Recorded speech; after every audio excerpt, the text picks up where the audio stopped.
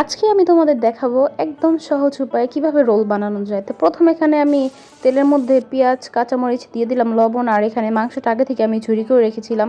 মাত্র 2 টুকরো breast piece দিয়েই তোমরা বানাতে পারবে এই রোলটা। তো এখানে একটু সুন্দরভাবে নেড়েচেড়ে আর কি ভেজে নিচ্ছি। হালকা ভাজা হয়ে গেলে এখানে দিয়ে দেবো গাজর কুচি।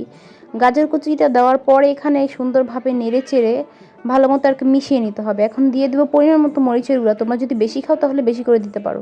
এখন দিয়ে দেবো সয়া সস, টমেটো সস।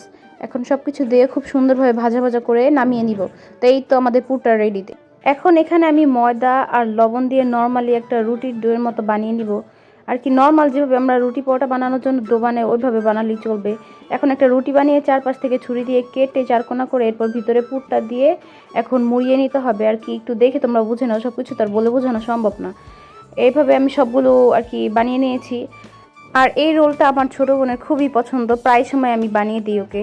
তো এখন তেলটা হালকা গরম করে খুব সুন্দরভাবে আর কি লাল লাল করে ভেজে নেব। কেমন লাগবে সবাই কমেন্ট করে জানাবে। আর এই রোলটা খেতে একদম দারুণ স্বাদ।